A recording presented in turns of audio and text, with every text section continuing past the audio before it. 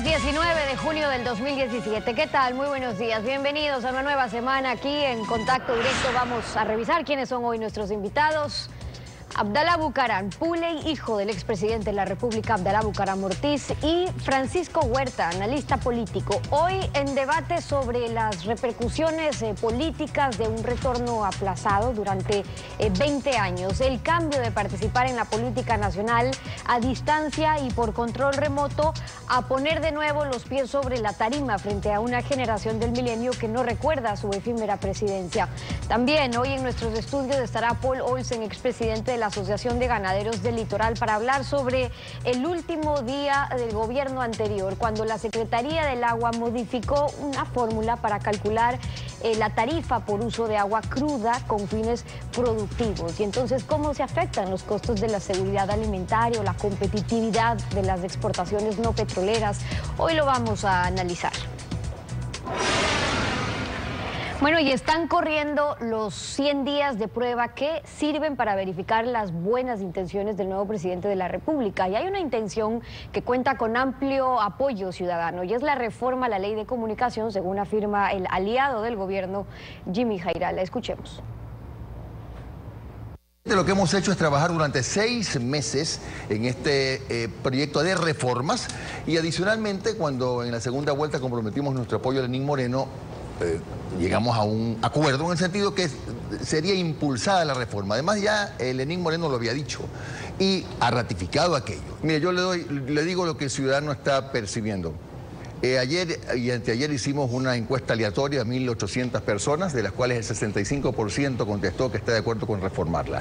Hubo un poco más de un 22% que se pronunció por derogarla, y un apenas 15%, me parece, que se pronunció porque la ley debía mantenerse como está.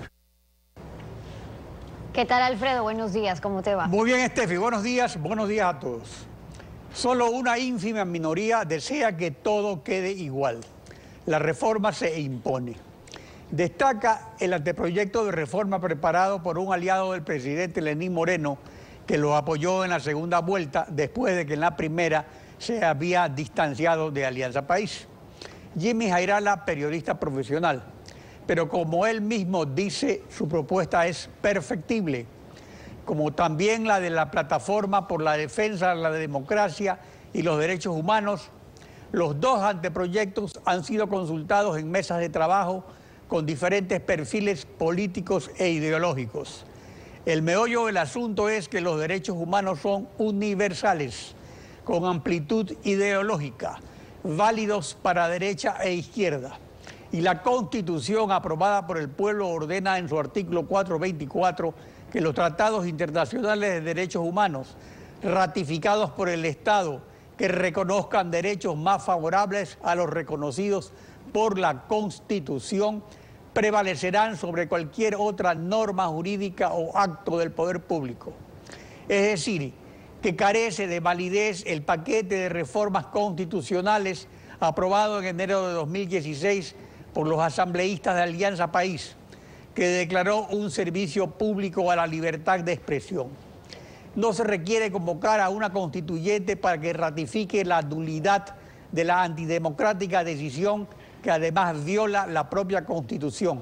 Capítulo 6, Derechos de Libertad, que en su artículo 66, numeral 6, establece el derecho a opinar y expresar libremente su pensamiento en todas sus formas y manifestaciones.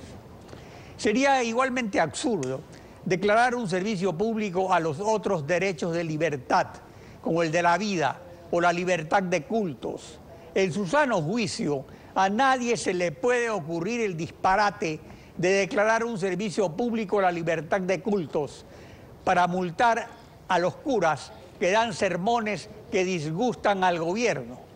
La reforma a la ley de comunicación, para que no se vaya a dilatar, debe concretarse según las recomendaciones del Consejo de Derechos Humanos de Naciones Unidas, que elimina el régimen de sanciones administrativas, porque desde hace 70 años ya hay sanciones en el Código Penal.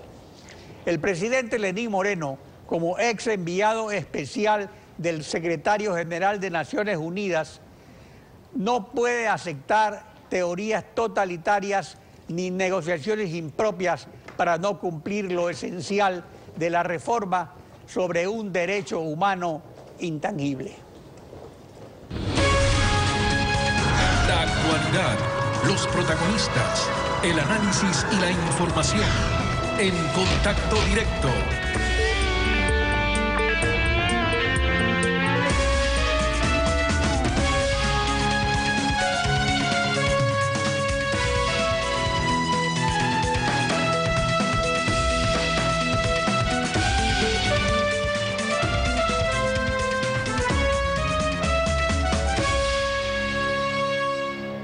Pancho Huerta, analista político, exalcalde, excandidato presidencial y exministro. Condalo Bucaram, hijo del expresidente Abdalá Bucaram y excandidato presidencial. Son nuestros invitados para debatir sobre las repercusiones políticas del regreso del expresidente Abdalá Bucaram, destituido sin juicio político por incapacidad mental en febrero de 1997 por el Congreso Nacional y enjuiciado penalmente por peculado. Vivió 20 años en Panamá hasta que prescribieron los juicios. Cada pregunta tendrá minuto y medio para las respuestas en un debate con dos partes. La primera conmigo y la segunda con Steffi. Veamos ahora cómo Abdalá Bucaram cerró su triunfante campaña presidencial en 1996. Y ya no hay cuento. El señorito León y el loco Abdalá. Ya esos que presumían de grandes ganadores, el pueblo y le canta. Ya se cayó el arbolito donde dormía el pavo real. Yo les pregunto, ahora que faltan 3 días para que el pueblo se pronuncie, le digo a la oligarquía, y ahora, y ahora, y ahora.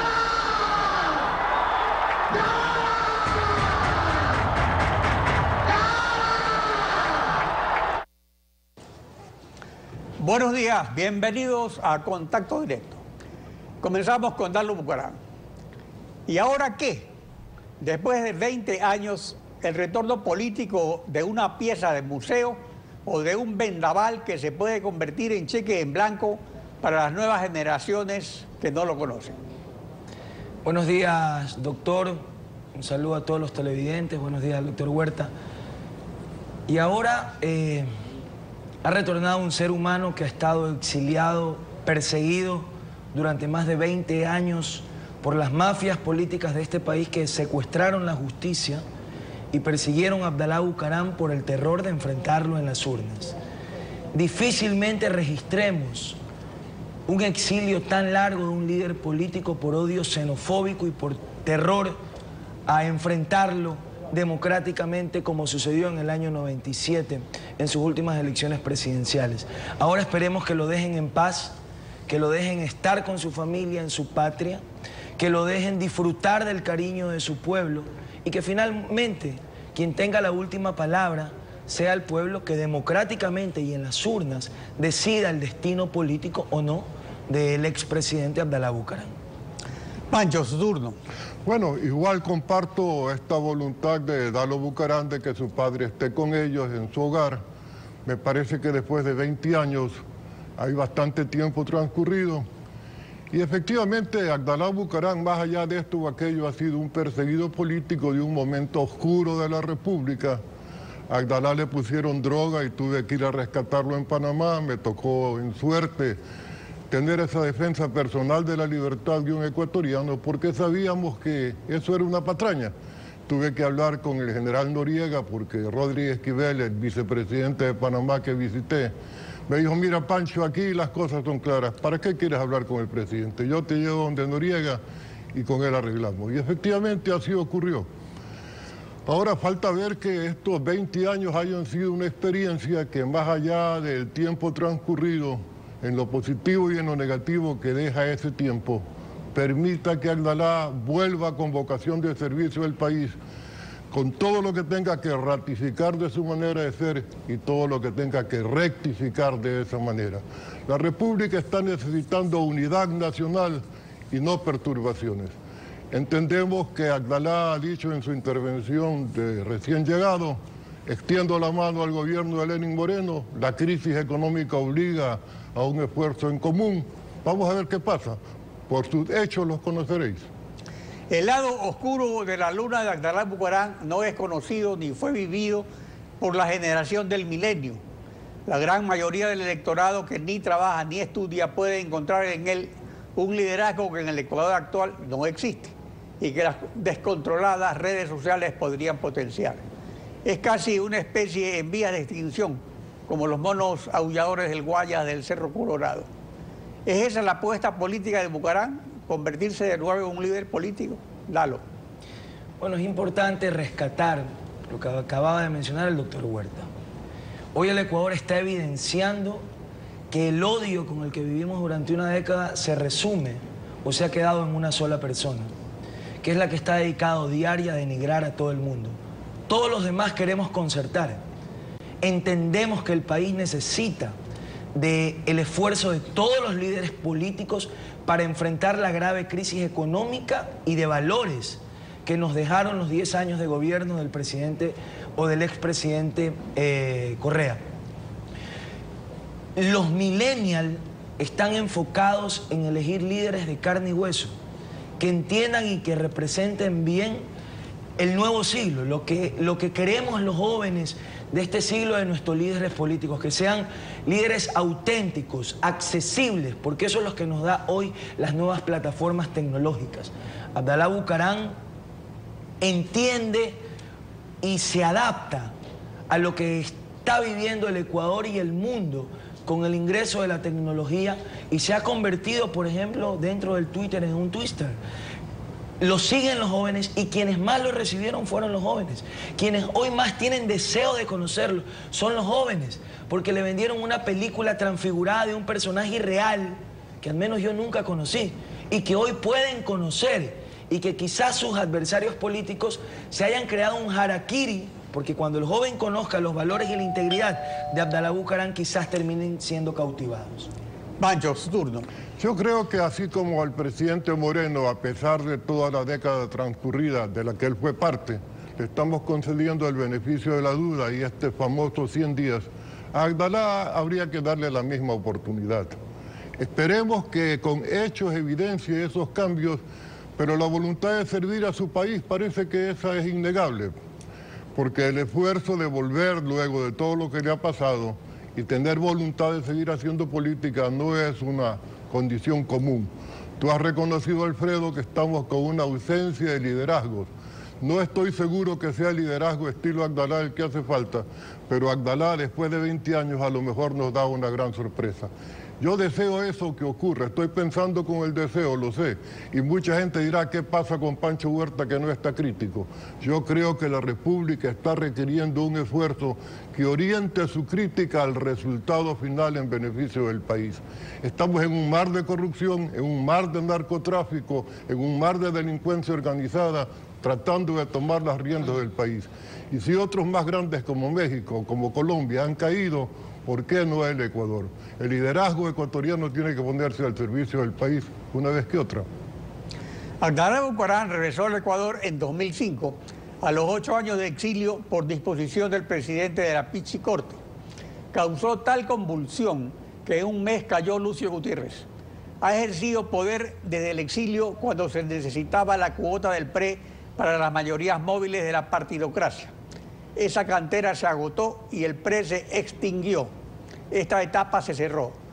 ¿Para qué es útil ahora Abdalá Bucaram en la política ecuatoriana? Lalo. Repito, porque hoy el país necesita del esfuerzo de todos los líderes políticos.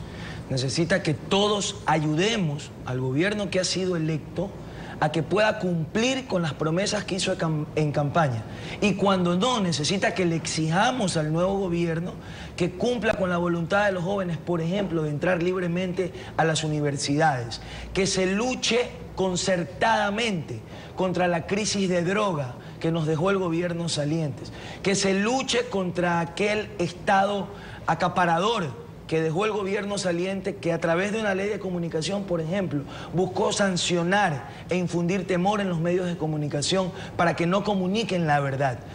que el gobierno cumpla con todas las expectativas de cambio que teníamos la gran mayoría de ecuatorianos, que queríamos concertación, que queremos paz, y que no nos hagamos eco de aquella voz que sigue odiando desde su plataforma, buscando dividir al Ecuador. Ignoremos el odio y concertemos por el bien de nuestro país, porque hoy el Ecuador nos necesita a todos unidos, y creo que Abdalá Bucaram tiene mucho que aportar desde su experiencia de lo que le hicieron de forma inconstitucional, de cómo lo derrocaron, de cómo se robaron el poder para que nunca más el Ecuador permita que se cometan estos atropellos y se acabe con la institucionalidad como sucedió hace 20 años. Pancho, su turno. Yo veo que la oportunidad mayor de Abdalá, si vamos a hablar de futuro, la tiene en Dalo.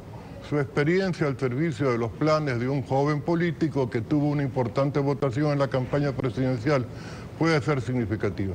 No sé qué pensará Dalo de ceder su liderazgo en el nuevo partido que ha constituido o hacer de su padre un militante con experiencia. La década de Rafael Correa la comenzó a Abdalá Bucaram apoyándolo en el Tribunal Supremo Electoral para que haya consulta popular sobre la convocatoria a Asamblea Constituyente. Y Correa la termina permitiendo el regreso de Bucaram, porque tal como estaba conformado el gobierno, muy bien podía verse esta decisión de la Corte postergado pues un mes más, 2 meses más. Retorna el loco que ama y se va el loco que odia. Otro entendimiento con la Revolución Ciudadana. Dale. Solo una pequeña aclaración, doctor. Correa no permite el retorno de Abdalá. Correa imposibilitó lo que legítimamente y jurídicamente le correspondía a Abdalá Bucaram, que era estar en su patria hace 10 años. De los 20 años que Abdalá estuvo injustamente perseguido en Panamá, porque sus juicios fueron nulos, porque nacieron de un golpe de Estado en el que la oligarquía se robó el poder sin ningún respaldo constitucional, y eso vale aclararlo. De esos 20 años, 10 años fueron bajo el gobierno de Correa, conociendo las ilegalidades, y mantuvo intacta una persecución solo por temor político de traer a alguien quien realmente contaba con el amor del pueblo por un sentimiento sincero del corazón, y no a través de amedrentar o amenazar al pueblo de que si no votas por una opción te quitan beneficios sociales. Eso jamás lo hizo Abdalá Bucaram, y sí lo hizo el gobierno de Correa. Así que Correa no ha permitido nada. Abdalá viene porque la ley así lo ordena, y tenemos que acostumbrarnos a que en un Estado de Derecho las leyes se respetan, y que esta aplicación indebida y en exceso de tiempo que se le hizo a Abdalá Bucaram para mantenerlo 20 años en el exilio tenía que cesar. Y lo que la justicia ha hecho es cumplir con lo que el Código Penal de aquel entonces ordenaba. A nosotros no nos han hecho ningún favor, sino todo lo contrario. Pancho, turno. En una reunión de la Cumbre Iberoamericana en Chile, donde se produjo el famoso incidente del ¿por qué no te callas?, del Rey versus Chávez, yo escuché al presidente del Uruguay en ese entonces hacer una reflexión válida. Está ocurriendo en América Latina un fenómeno que no le gusta a todos, y es que cada vez más los líderes se parecen a su pueblo. Hay un cambio en esa posibilidad de liderazgo latinoamericano. Yo no sé si Abdalá es una exageración de esa manera de parecerse a su pueblo, probablemente, pero en la medida que representa el sentimiento popular es respetable. Yo no creo que simplemente hay que decir que el pueblo está confundido, que la demagogia cunde, cualquier cosa. Pero ese estilo de ser, que no es el mío ni es el que he promovido cuando he actuado políticamente, tiene la respetabilidad de la agresión popular que concita. Creo que de todos modos la experiencia, insisto, habrá servido en estos 20 años para una profunda reflexión de aquello que hay que ratificar y aquello en que se tiene que rectificar. Eso más que nadie lo tiene que definir Abdalá mismo.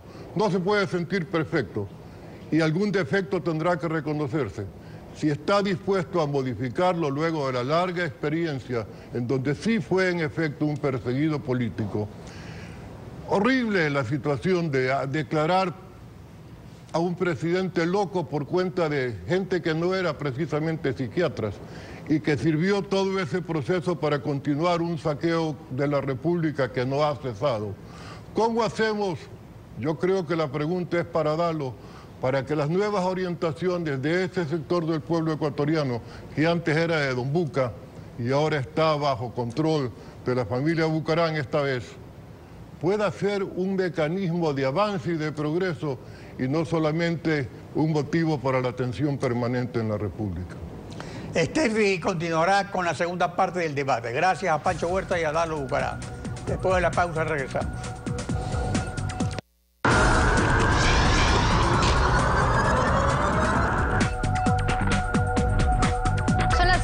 Y continuamos con el debate. Bienvenidos nuevamente y empezamos ahora con Francisco Huerta. Y es que hay una incógnita que también marca este retorno de Abdalá Bucaram a la política. Y es qué pasa entre Jaime Nebot y Abdalá Bucaram. ¿El expresidente habrá perdonado al alcalde Jaime Nebot o querrá regresar a destruirlo políticamente? Francisco Huerta, su turno. Y les recuerdo que tienen 1 minuto y medio para cada respuesta. Sí, yo insisto en que no estamos en momento de pensar en destrucciones. La pugna por la ciudad no puede ser simplemente el enfrentamiento de dos liderazgos. Tiene que ser propuestas. Guayaquil tiene una serie de complicaciones de todo tipo, especialmente en lo social, como este tema del narcotráfico del que hablábamos, que tiene invadido los barrios pobres de la ciudad. El microtráfico es una de las situaciones que da lugar a sicariato cotidiano y además al consumo de los jóvenes que están aniquilando su porvenir. Hasta el problema del dragado de la ría tiene que ser un esfuerzo de conjunto de la ciudad, del cantón, de la provincia, de la región, para ver cómo salimos e impulsamos a otros niveles de ciudad a Guayaquil y su región. En esa condición, pensar que los liderazgos van a disputarse a trompadas o con un estilo violento ya no tiene sentido. No es una posibilidad que aceptemos los guayaquileños. ¿Qué dice usted, en cambio, Dalo Bucaram? ¿Su padre le perdonó al alcalde Jaime Nebot o es un tema ya superado? Bueno, en sus primeras manifestaciones públicas así lo ha dicho, que él ha perdonado inclusive a los adversarios políticos que le robaron el poder de forma inconstitucional, que es hora de extendernos la mano y trabajar en consenso, no solo por la ciudad de Guayaquil, sino por todo el Ecuador. Y creo que con la experiencia de ambos, Ecuador podría ganar muchísimo más que enfrentándolos de forma ferviente o con agravios. Esperemos que de ambas partes existe una voluntad política democrática para poder concertar. He dado mi opinión sobre quién ha sido el acaparador de odio del país, quién ha fomentado el odio entre hermanos ecuatorianos y quién sigue odiando solito desde su trinchera, cuando inclusive el nuevo gobierno ha dicho que quiere buscar la concertación y que invita al diálogo a todos los líderes políticos. Esperemos que eso no quede en palabras, sino que vaya a los hechos y que esa sea la actitud de todos los líderes políticos en el país, de Bucaram, de Nebot, del presidente Moreno, de los prefectos, alcaldes en el Ecuador, que entendamos que hay una crisis que nos supera a todos y que está causando hambre en nuestro país, que está causando pobreza por el despilfarro de la corrupción del gobierno saliente y que necesitamos que todos apuntemos a una misma dirección y que cuando el gobierno quiera desviarse, lo enderecemos. Y yo hacía esa pregunta, Francisco, porque es interesante ver el rumbo que se va a tomar políticamente, porque lo que podría pasar es que habría un intento de destrucción mutua. También es un escenario que no se puede negar. Jaime Nebot es el actual alcalde, tiene su fuerza electoral y política también. Pero decía, este análisis cabe porque quien se podría beneficiar políticamente de un enfrentamiento o así, y no hay que descartarlo, sería más bien el propio Rafael Correa. No olvidemos que en el 2019 podría correr para elecciones de alcalde de Guayaquil y Abdalá Bucaram, por ejemplo, para prefecto del Guayas. Francisco, usted empieza. Por supuesto que ese es un grave riesgo para la ciudad, pero si ya le permitimos que el correísmo se tome Guayaquil, entonces es que no servimos para nada como liderazgo político. Definitivamente hay que entender las cosas en función de la coyuntura y del contexto que se va dando en cada situación. Yo creo que el esfuerzo de captar la votación popular que ha hecho Jaime Nebot, es lo que lo mantiene con un liderazgo que no puede quedarse solo en los sectores superiores de la sociedad, porque los problemas son distintos y hay que enfrentarlos de distinta manera. Ahora llega Abdalá, que tiene una experiencia con estos sectores populares, pero esos sectores populares ya no son los mismos que cuando Abdalá se fue, también han cambiado. Y en definitiva, en el medio está un país esperando otros comportamientos, una ciudad requerida de un comportamiento diferente. Si eso se entiende, podemos avanzar en una atmósfera distinta, aunque el debate se mantenga. Lo que no puede darse es la guerra como un hecho para disfrute de la gente que no entiende nada y que cree que la política es una morbosidad permanente o un enfrentamiento que en el mejor de los casos recuerda el de las barras deportivas. Esto es mucho más serio que eso. Hay que reivindicar el valor de la política como ciencia y arte en función de los intereses ciudadanos y no de los protagonismos de los líderes. Y sobre eso, ¿y quién podría ser el gran beneficiado? Abdalá Bucaram Puley, su turno. Yo diría que un tercero. Para mí Correa ya no existe en la política nacional y es más, procuro ni mencionarlo, porque ya es totalmente irrelevante en la trascendencia política del país. Difícilmente se vea que un presidente que dure una década en el poder, a los 15 días ya nadie hable de él. Y eso demuestra de que el pueblo estaba saturado de su nivel de odio, pero tenía temor porque este hombre actuaba como el padrastro rico que amenazaba a sus hijastros con quitarle los beneficios si no le rendían pleitesías. Hoy el pueblo se siente libre, se siente en paz. Sus propios coidiarios han abandonado su estilo de odio y prepotencia. Entonces hay que hacer diferenciaciones cuando hablamos del supuesto correísmo. ¿Quiénes son los correístas? Los que quieren seguir fomentando el odio, un estado de drogadicción en nuestro país con leyes que ayuden al narcotráfico y no a la ciudadanía y no a la juventud. Cuando hablamos de correísmo, ¿de quién hablamos? Si sus propios excoidiarios que hoy están en el gobierno marcan distancia de él porque saben que les afecta. Y lo decía en los primeros días de posesión del gobierno. El peor enemigo de Lenín Moreno se llama Rafael Correa. La animadversión que puede sentir un segmento de la población en contra de Moreno es por Correa. Porque Moreno está extendiendo su mano y está buscando solucionar problemas que le hemos exigido que se solucionen y esperemos que sigan esa ruta por el bien y la democracia del país. Entonces, yo no creo que se beneficiaría a Correa, sino quizás a algún tercero, porque en lo personal pienso que Correa ya no existe políticamente en el Ecuador. Bueno, y sobre todo porque lo que sí hay es una disputa regional, donde está el bastión electoral del Partido Social Cristiano, el bastión electoral también de Alianza País según los últimos resultados y donde estuvo el del PRE. Y entre tanto, lo que tenemos es que a nivel nacional preside hoy Lenín Moreno, que fue, por cierto, el director administrativo del Ministerio de Gobierno del presidente Abdalá Bucaram, esto cuando Gustavo Larrea era el subsecretario y Frank Vargas era el ministro. Esta mano extendida de Bucaram a Lenín Moreno también puede ser parte de un acuerdo, Francisco. Podría ser, pero creo que no.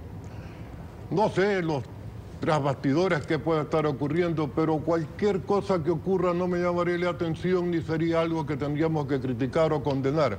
Porque los acuerdos solo pueden hacerse entre ciertos sectores y se los propicia, y cuando lo hacen otros sectores es muy malo. Yo creo que tenemos que cambiar de la óptica en que enfrentamos las situaciones. En todo caso, insisto, no solo es el tema de la corrupción, no solo es el tema del narcotráfico. En los problemas de salud, la potencial circunstancia del Zika, que es una epidemia no declarada, tiene complicaciones que va a garantizar muy malos legisladores en el futuro, peor que los actuales, con la microcefalia que puede producir el Zika. Por el estilo, tenemos graves conflictos en una serie de situaciones. Acabamos de ver lo que ocurre en Colombia con las bombas en un centro comercial. Está cerca el terror y están cerca los problemas de salud pública. Brasil tiene fiebre amarilla. Hay una serie de situaciones que enfrentar y si no entendemos que por allí es que tiene que orientarse el actor político, no estamos entendiendo nada. Abdalá Bucaram Puley, su turno. Mire, entiendo que muchas veces se quiere direccionar a que pensemos que lo que ha sucedido tras la decisión de Abdalá Bucaram podría prever un posible acuerdo entre este y Moreno. Entonces, muchas veces cuando leemos la política, yo quiero entender a los adversarios políticos. Cuando insultas, cuando agredes, cuando enfrentas, qué patán, qué grosero, eso no suma. Cuando eres respetuoso de las decisiones soberanas que se toman, entonces hay un acuerdo, ya han conversado, ya han transado, hay un acuerdo oculto. ¿Cuál era entonces la manifestación pública del no acuerdo? Que Abdalá Bucaram muera en el exilio. Ahí hubiesen estado contentos y hubiesen dicho, ay, entonces no hubo acuerdo porque se mantuvo la persecución y la injusticia que se cometía contra él. Tenemos que también aprender a reflexionar que si existe un adversario político, como lo es en este caso el presidente Moreno, a quien enfrenté en campaña, siempre con respeto, porque ese ha sido mi estilo, que comienza a hacer las cosas que la ciudadanía demanda, como por ejemplo lo reconocía la propia opinión de este medio en cuanto a la ley de comunicación, que recibe un apoyo de la ciudadanía a su posible reforma. Entonces yo debo de entender, porque se reconoce el apoyo ciudadano, entonces Ecuavisa tiene un acuerdo con Moreno, en lo más mínimo. Es porque cuando existen acciones coherentes, los políticos decentes tenemos que reconocerlas. Y cuando existan acciones incoherentes, las enfrentaremos con la misma fortaleza. Y esas son algunas de las respuestas, el análisis, las propuestas también hoy con Francisco Huerta y Abdalá Bucaram Puley acompañándonos aquí en Contacto Directo. Gracias, muchas gracias a ambos por haber estado con nosotros. Buenos días. Buen día. Buenos días también. Son las 7 de la mañana con 36 minutos. Vamos a una pausa y al regresar en nuestros estudios estará Paul Olsen, el expresidente de la Asociación de Ganaderos del Litoral. Senagua modificó una fórmula de cálculo para la tarifa del uso de agua cruda con fines productivos. ¿Cómo afecta esto a la seguridad alimentaria? Vamos a revisar el tema al regresar. Quédese usted en nuestra sintonía.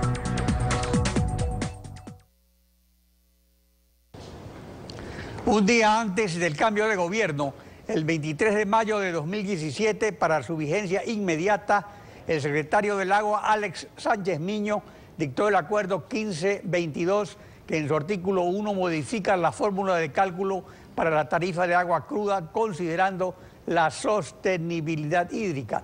Pero este incremento es considerado un golpe para el sector agropecuario, base de la seguridad alimentaria y las exportaciones no petroleras, porque afecta costos y competitividad. Está con nosotros Paul Olsen, expresidente de la Asociación de Ganaderos del Litoral. Buenos días, bienvenido a Contacto Directo.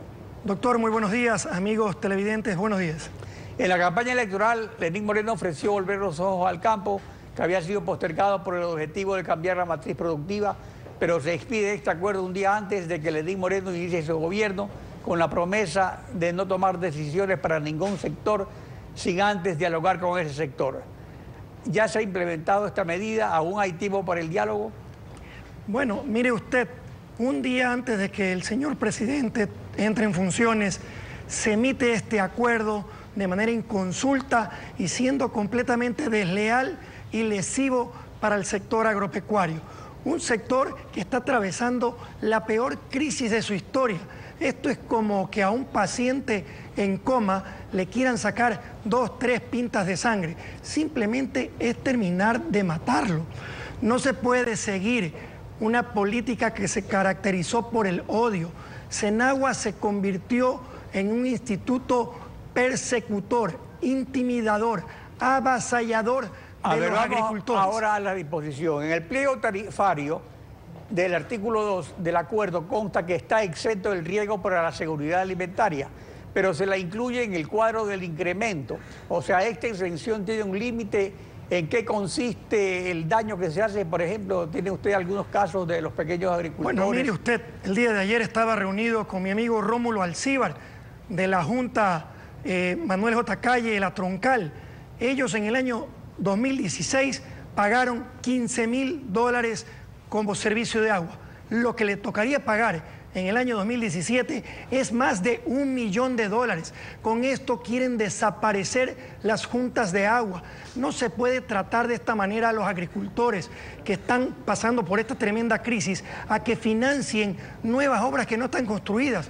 Mire usted, le pongo por ejemplo, si alguien quiere construir una carretera o construyen una carretera, una vez que está construida se cobren los peajes, pero no se van a cobrar los peajes antes que estas carreteras están construidas.